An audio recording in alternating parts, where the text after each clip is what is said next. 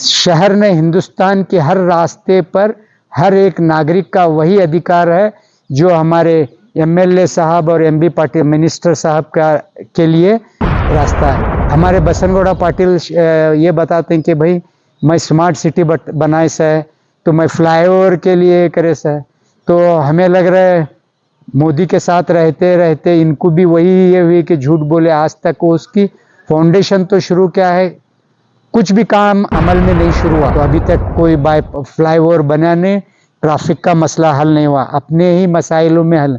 हमारे इस्तवारी minister MB Patil साहब भी हमें सिर्फ बसनगौड़ा को ही नहीं, पर इधर से आप एक अपना दौरा करके देखो कि ऑटो रिक्शा वालों की और वहाँ से चलने फिरने वालों की क्या क्या परेशानी है। गवर्नमेंट स्कूल जाने वास्ते बच्चों के लिए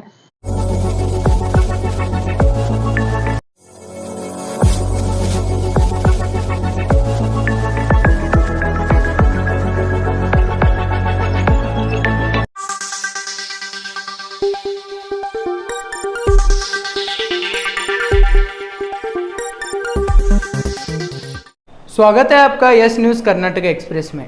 मैं आपके साथ सुफियान। आइए आज की खबर पर नजर डालते हैं। नमस्कार। आज जो ऑटो रिक्शे वालों की परेशानी की वजह से जो गांधी चौक में जो लोगों को, आम लोगों को जो तकलीफ़ हो रही है, तो तकरीबन मैं कुछ सालों से कुछ वो रास्ते से जाना ही भूल गए समय। क्यों अगर बोले तो एक शिवाजी चौक, अल-अमीन, ये जितने भी ये रूट से आते हैं उनको कहाँ से शिवाजी चौक से मीनाक्षी चौक, फिर उनको डाइवर्ट कहाँ करते हैं गवर्नमेंट स्कूल के सामने से ही डिस्पैच होना। फिर बाद में दूसरा क्या है, जामिया मस्जिद, इधर कनकदास बड़ोनी, इधर से जो भी आया ऑटो वो भी सेम गवर्नमेंट स्कूल के सामने से गांधी चौक से ही जिधर जाना चाहते हैं उधर जा सकते हैं। तीसरा इधर बड़े तुम्हारे रेलवे स्टेशन की तरफ से आना, तो क्या है वहाँ से भी इस वजह से क्या है मालूम है क्या, इतने ऑटो की ट्रैफिक, यानी वो रास्ता खास कर को ऑटों के वास्ते, अगर खुदा न खास्ता कोई नामालूम व्यक्ति कार में अगर आएगा तो कम से कम सिर्फ एक 500 मीटर बाहर पड़ने के वास्ते उसे कम से कम 1 घंटे से भी ज़्यादा वक्त लगता है। यानी आम लोगों को चलते जाने के वास्ते भी डर रहता है। क्यों कर बोले तो एक दूसरे से ऑटो के बीच में टकरा को कहीं ज़ख्मी ना होना, या ऐसे हालात बने रहते हैं। तो हमारा आर्टिकल 14 और 18 राइट टू इक्वालिटी देता है। तो राइट टू इक्वालिटी कर को बोले तो यहाँ राइट टू इक्वालिटी नहीं दिखती। क्यों कर को बोले तो गांधी चौक की रोड स्पेशल, यानी एक अमीर लोगों के लिए एक ये बना को दिए सरकार है वो, कि वहाँ से कार बस से फिरो, ऑटो रिक्शा वालों को नको फिरो। तो वहाँ क्या है, अगर जामिया मस्जिद से इसे जाना है, बड़े दवाखाने को जाना है, या सिटी रेलवे स्टेशन से दवाखाने को जाना है, तो ऑटो को नो एंट्री है। तो वो इधर से आने के बाद में जिन हालात से परेशानी होती, इसे क्या है मालूम है क्या, पुलिस डिपार्टमेंट को ऑलरेडी मैं इसे 3 बार ये टॉपिक को मैं पुलिस डिपार्टमेंट डीसी को इन्फॉर्मेशन दिए से कि भाई हमें आने राइट टू इक्वालिटी के हिसाब से शहर में हिंदुस्तान के हर रास्ते पर हर एक नागरिक का वही अधिकार है जो हमारे एमएलए साहब और एमबी पाटिल मिनिस्टर साहब का के लिए रास्ता है। तो क्या है, हमारे बसनगौड़ा पाटिल ये बताते हैं कि भाई मैं स्मार्ट सिटी बनाए से तो मैं फ्लाईओवर के लिए करे से, तो हमें लग रहा है मोदी के साथ रहते रहते इनको भी वही ये हुई कि झूठ बोले। आज तक उसकी फाउंडेशन तो शुरू क्या है, कुछ भी काम अमल में नहीं शुरू हुआ। तो ट्रैफिक के जाने के वास्ते क्या है, एक सहूलत के वास्ते बाईपास ओवर शिवाजी चौक से इस रेलवे स्टेशन और इधर इसके तक करतुंगर को बोले थे बागलकोट क्रॉस तक, तो अभी तक कोई फ्लाईओवर बना नहीं, ट्रैफिक का मसला हल नहीं हुआ, अपने ही मसाइलों में हल। हमारे इस्तवारी मिनिस्टर एमबी पाटिल साहब भी हमें सिर्फ बसनगौड़ा को ही नहीं, ये सिटी क्या है, ये हमारे नहीं, इसे आप अपने एक ख़ास हमारी रिक्वेस्ट समझो अपने पूरे बीजापुर के नागरिक के ओर से, कि एक ये जो ट्रैफिक, अगर आपको एक बार क्या है उपली बुरुज से मीनाक्षी चौक के होते हुए एक बार इधर से आप एक अपना दौरा करके देखो कि ऑटो रिक्शा वालों की और वहाँ से चलने फिरने वालों की क्या क्या परेशानी है। गवर्नमेंट स्कूल जाने वास्ते बच्चों के लिए इतनी ट्रैफिक रहती है कि कभी कभी ऐसा हो जाता है कि दो ऑटोओं के बीच में थैली और ये उनकी क्रैशेस भी हुए से, हाथ पाँव को छोटे जख्म हुए से। तो इनको मद्देनज़र रखते हुए और आर्टिकल 14 और 18 के हिसाब से हमें पूरे रास्तों पर ये है, तो हमें इससे भी पहले दे चुके थे, उसके ऊपर भी अमल नहीं हुआ। अगर यही हाल रहा तो आने वाले दिनों में हमें ये रास्ते से भी जाने का चालू करते हैं। अगर उससे भी अगर उसे पुलिस अगर कुछ ये करेंगी तो हमें उसके वास्ते कानूनी कार्रवाई और पूरा चक्का जाम करने की मैं खुद आगे आऊँगा। आज की जो देखने के बाद में मैं फिर कल एक डिपार्टमेंट को एक मेमोरेंडम के ज़रिए ये वास्तव स्थिति के बारे में डिपार्टमेंट को इन्फॉर्मेशन करता हूँ रिटर्न के तौर पर। आपके न्यूज़ के साथ साथ में रिटर्न भी ये करता हूँ। तो आप न्यूज़ बना रहे हैं तो देखते हुए क्या है, इसके ज़रिए हमारे शासक और एमबी पाटिल साहब को एक हमारा मैसेज है ये ट्रैफिक का मसला हल करने के वास्ते। क्यों सर डिपार्टमेंट या शासक हो या उत्तरवारी मंत्री हो, इसे देखकर भी क्यों अनदेखा कर रहे हैं?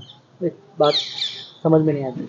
देखकर अनदेखा है यानी मेरे हिसाब से लगता है ये लोगों को ये मालूम नहीं है।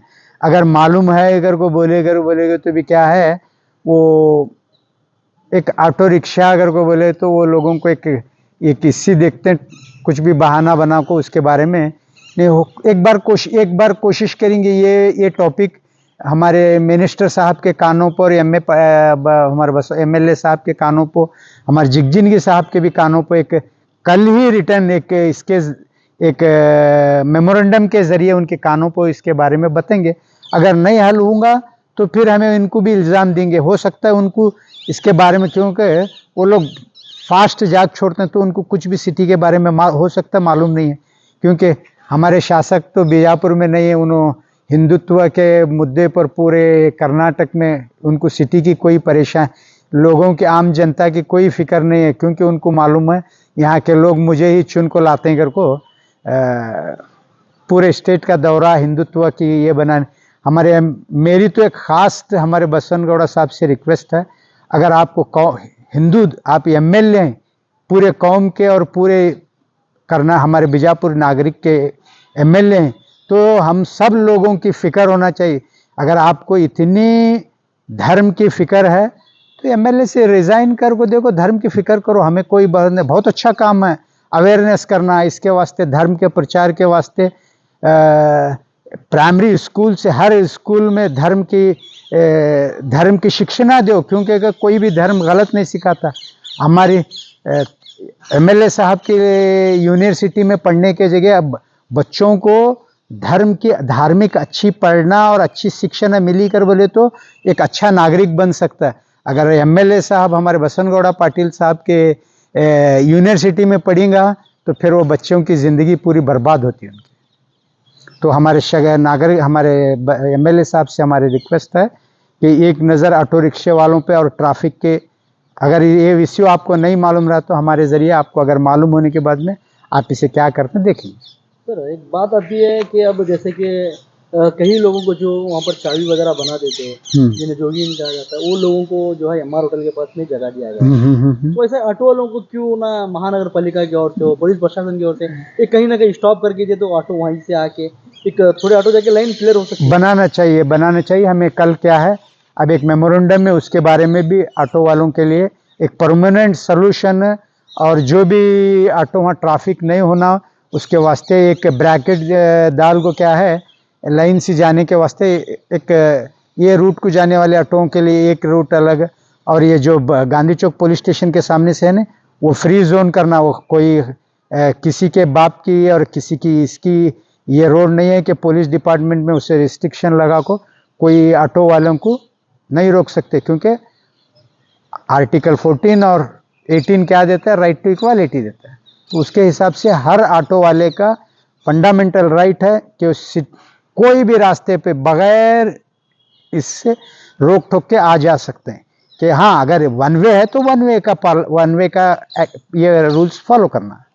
अगर सर फिर भी वहाँ पर वो प्रॉब्लम भी सॉल्व नहीं होती, कल आप बन भी देंगे हाँ। तो उसके बाद में आप क्या करेंगे सर? तो हमें उसके बाद में क्या है एक हाई कोर्ट को एक रिट पिटिशन फाइल करते हैं और बाद में दूसरा क्या है मालूम है क्या, पूरे ऑटोओं को लेको चक्का जाम, यानी गांधी चौक में पूरा ऑटो रिक्शा रोक को, जब तक ऑफिसर्स वहाँ से हमें जाने के वास्ते नहीं देते, उसकी लीडिंग मैं खुद करूँगा। मैं खुद ऑटो वालों के साथ में मिल को उनके हक के लिए लड़ने के लिए मैं आ गया हूँ। ಯಾವುದೇ ಹೊಸ ಸುದ್ದಿಯನ್ನ ನೋಡಲು ನಮ್ಮ ಎಸ್ ನ್ಯೂಸ್ ಕರ್ನಾಟಕ ಎಕ್ಸ್‌ಪ್ರೆಸ್ ನ ನೋಡ್ತಾ ಇರಿ, ಹಾಗೆ ನಮ್ಮ ಚಾನೆಲ್ ನ ಸಬ್ಸ್ಕ್ರೈಬ್ ಮಾಡಿ, ಬಾಜು ಇರುವ ಬೆಲ್ ಐಕಾನ್ ಅನ್ನ ಕ್ಲಿಕ್ ಮಾಡಿ, ಹಾಗೆ ನಮ್ಮ ಚಾನೆಲ್ ನ ಲೈಕ್ ಮಾಡಿ, ಶೇರ್ ಮಾಡಿ. ನಮ್ಮ ನಡೆ ಸತ್ಯದ ಕಡೆ.